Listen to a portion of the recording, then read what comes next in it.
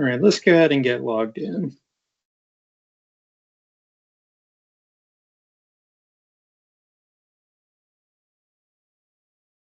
All right, guys. So again, a lot of you are already familiar with the mobile app and, kind of the major functionality here. But again, there's going to be some new stuff here as well. So really the design here is, again, still primarily for your direct care staff, for your DSPs. There will be some additional functionality on the horizon. That will be some administrative functionality, but again, it's primarily DSP focused. The landing page, if you will, is really the schedules. So you can see here, I've got from this past Tuesday, this is for CLS EVV, or the electronic visit verification service. This is indicating that I have clocked in for that, but I haven't started that node. We'll jump over to notes in just a bit and just do a quick overview there. Again, I think this is good knowledge to have, even if your role is not a DSP, which is most of the folks on this call, but certainly understanding what your DSPs are seeing, what they're encountering, how they're using the platform, that's always going to be beneficial. So again, if I scroll up here, I can see where I had a date here that I missed for CLS EVV for 2 hours. And that's what that enter time, I'll go ahead and click on that. Enter time, this is actually, again, an optional function, and I believe most of you have this enabled, but this is where you have allowed your caregivers to manage and edit their times. So that is essentially indicating that yesterday I forgot to clock in, right? I forgot to clock in, forgot to clock out.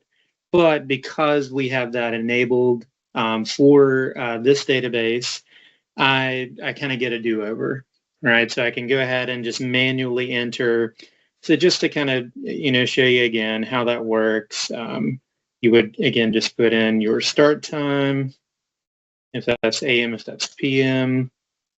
And let's say that's 9 to 11. They would put in their reason, their action code.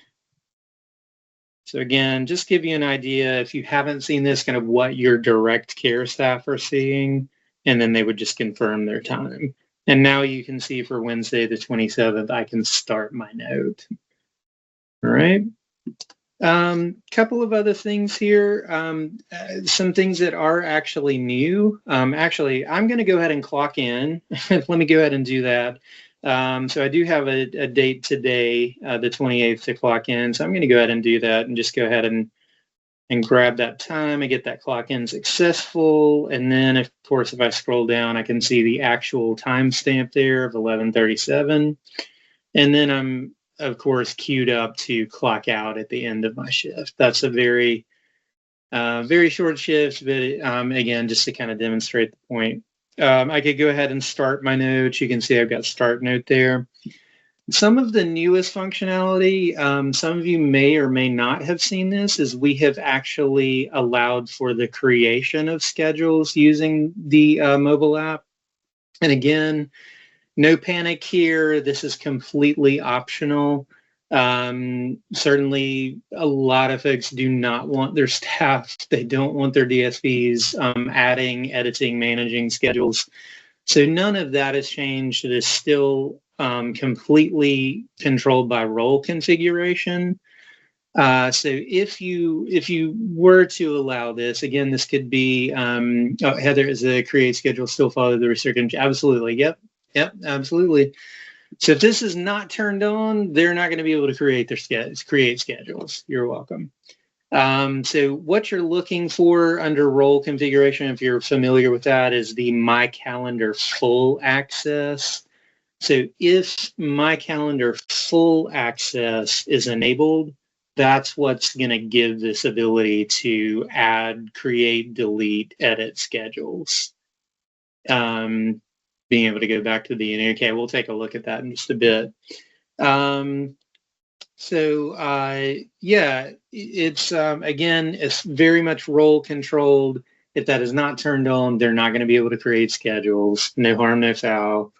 But in the event that I do need to be able to create a schedule, if you have enabled this for your particular role, and this may be in the IDD space, this may be for DSPs, this could be for therapists, right? So any of the mental health providers that are on, this would be a great way to allow for your therapist to then manage their schedules.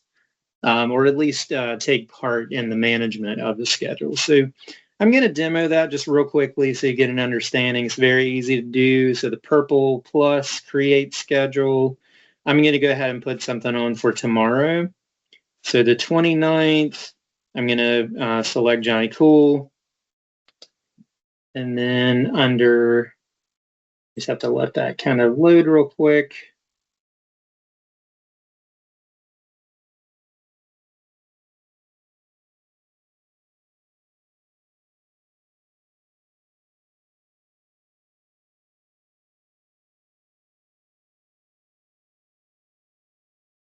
Let me just go back on that one. All right. Here we go. There we go. Service type. And let's say, again, we're just going to schedule for CLS. Again, that could be for intensive in-home. That could be for outpatient services. That could be for any of the services you're allowing for scheduling. And again, this is going to be using schedule duration. So I'm going to put 3 hours. And then I'm going to go ahead and create that schedule. And if I scroll down, there you go, guys. So that easy to add that on there. And then if I do need to edit, delete, make any changes to that, you'll see the kind of 3 dots there to the right. If I click on that, then I get the ability to make any changes. So I can click on edit shift if I needed to edit or change the times. You do actually also, with this functionality being open, you have the ability to allow for marking of missed shifts. And then, of course, if I just need to delete it, if there's no note associated, I didn't work it, I can simply delete the shift as well. So those are kind of the functions right there. All right, so that's kind of a new function that came in not too long ago. And again, that's an optional function for creating schedules. All right, and then let's go ahead and jump over to notes. So taking a look at notes, again, just getting a feel for what your DSPs are seeing, for the direct care staff are seeing here. This is really akin to what you see on the unsigned, unapproved notes desktop, on the desktop version of OnTarget. So you're kind of seeing here again the not started. And if I scroll here, you can see, right, these are actually where I have clocked in, or maybe I've manually entered those clocks or edited those clocks, but I haven't even started the note yet. The unsigned is just that. I have started the note, but I need to click on and continue my note, right? So I've actually addressed one of the goals. I would need to certainly, complete the second of the outcomes. And, again, that's just kind of indicating I haven't finished that. It's just unfinished business. So again, very much like the unsigned, unapproved. And then ultimately signed. So any notes that I have completed and have signed, I'm going to see those there. So that's a running list. I believe that goes back maybe 3 weeks worth, maybe close to a month's worth of data. So again, it's just a good way for your staff to get some visibility there.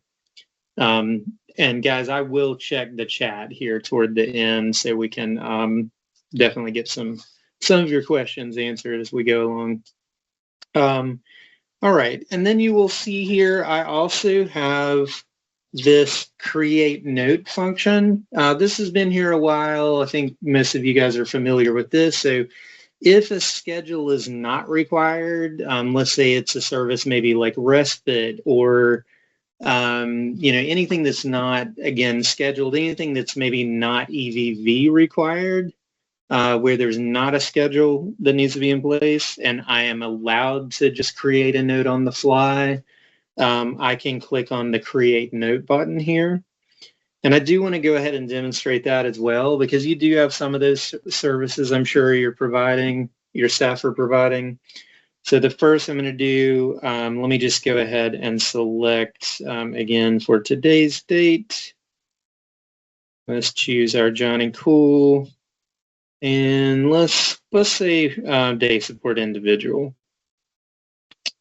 And let's just say we did 8 a.m.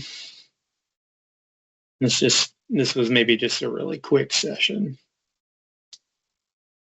And again, this is just kind of creating that note on the fly. Now, if you have your schedules, your notes locked to schedules, as we say, where a schedule is required in order to write a note, we've identified that. We're not going to simply allow notes to be created for those services where you've indicated that a schedule is required.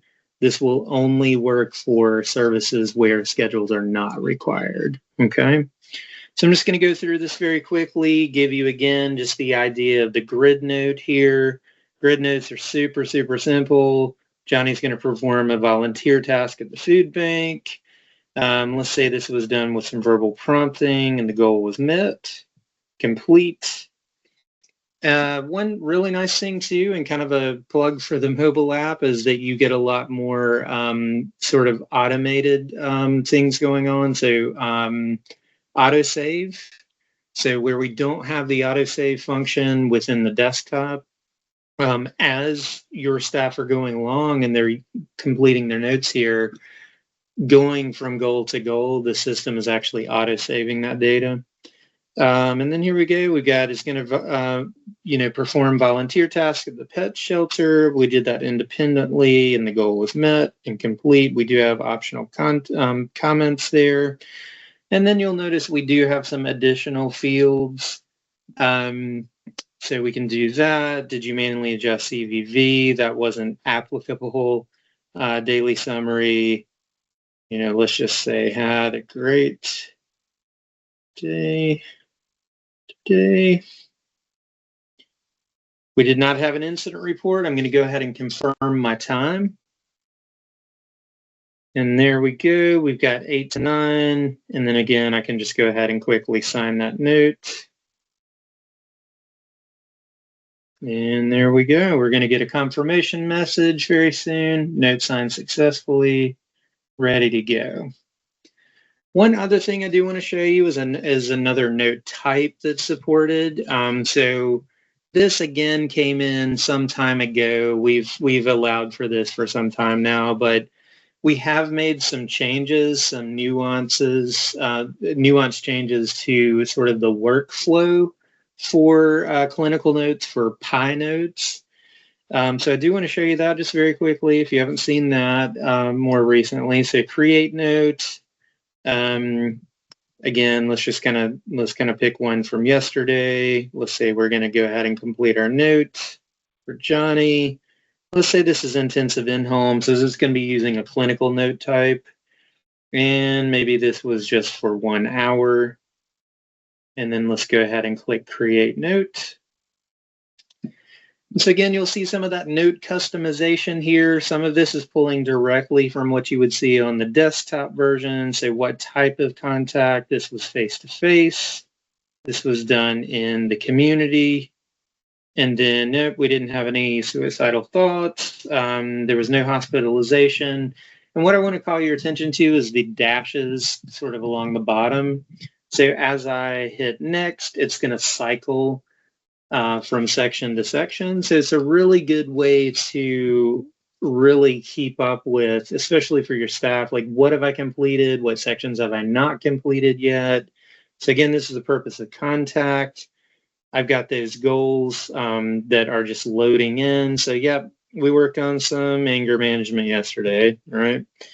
And I can hit next. And check this out, guys. So if I were to skip over effectiveness of intervention, that's fine. again, maybe I need to, for some reason, I'm needing to go straight to the assessment. Autosave is still in place. It's still saving all of my responses, all of my data here. But you'll notice that that middle section that I just skipped over is highlighted in red now. And obviously that's because it's indicating that I haven't completed that. Okay. Assessments, again, let's say again, client making excellent progress. Next, again, I've still got that highlighted section. Nope, we don't have any of the ideation. We don't have any of those issues. Needs to be seen in, let's say, 1 week. Doing great. Learning symptoms. And then number of incidents, 0. And here we go, complete all fields before proceeding. That's exactly what we would expect, guys, because, again, the system is detecting, wow, we have not completed that middle section. So it's very easy to get back to. I just have to scroll back into previous. And so, again, that was the effectiveness section of the intervention. And, we're just going to say, don't think this is super clinically good info here, but highly effective. All right, and there we go. And now I can confirm time. All right, so now I could go ahead and sign that note if I wanted to. All right, so again, if I just refresh that page, again, we're kind of right here at the notes. We can see, again, our unsigned. We can see signed. We can see account of not started.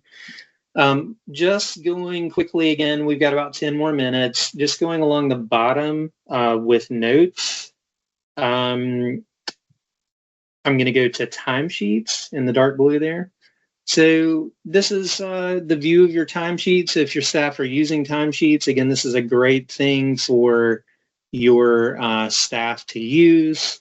So here's pending. Here is the most current one, right? I've got 3 total hours now.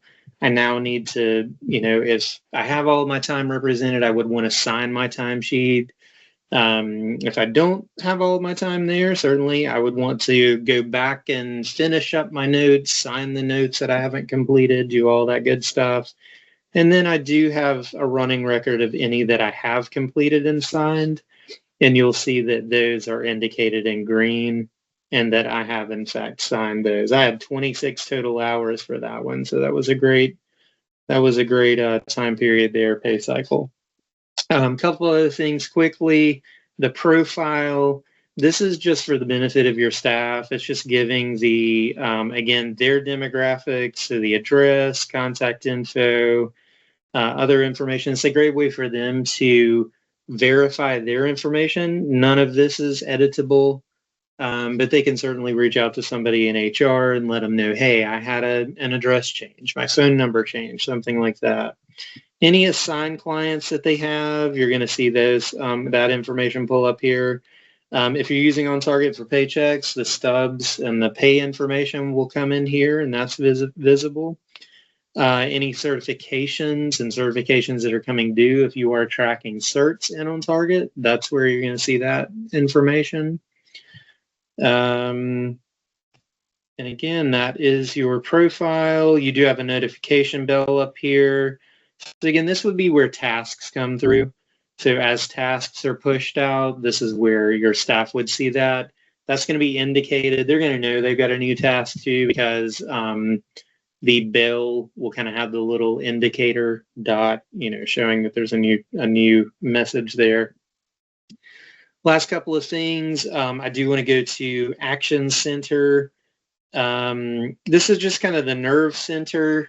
So notes, this is really an aggregate view of all not started and unsigned. So it's really combining those two views, right? So not signed, not started. It's really kind of comprehensively all of the unfinished business, okay?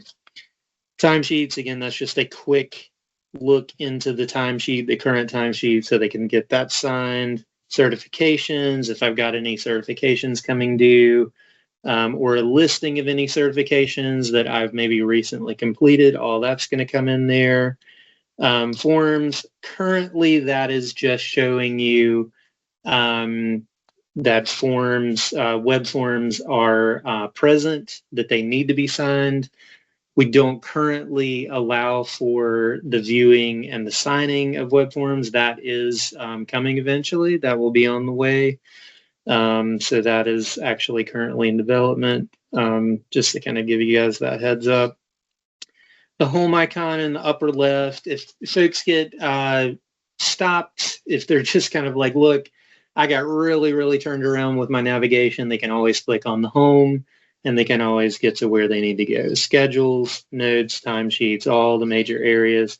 Securing your device, that's another thing that we try to preach, is just, you know, when you're out and about and you need to secure your device, of course, mobile, you certainly need to log out. The system will auto log out and time out just like the desktop will, but you can then also force the log out by clicking on log out. Let me stop my share. And then I do want to just show you guys at least one more thing from the desktop. Hang tight real quick. And this is related. This is related to the mobile app. So let me show you this just real quick. You may have missed this, but on recent release notes, there actually is a new filter here. So if you want to get an idea of who's using the mobile app, you know, kind of get a kind of a baseline, who's using the mobile app, who is not, who's using desktop. There's a new filter here. So platform application. This is brand new.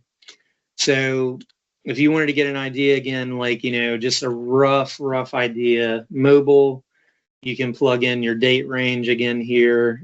Just, you know, if you wanted to say, look, going back to May 1st, I just want to get a handle on who's using the mobile. And there you go. All right. And then again, the opposite would be true. Let's just go to desktop. And this would give you a view of within a particular date range, if you want, you know, who's using desktop and how is that working.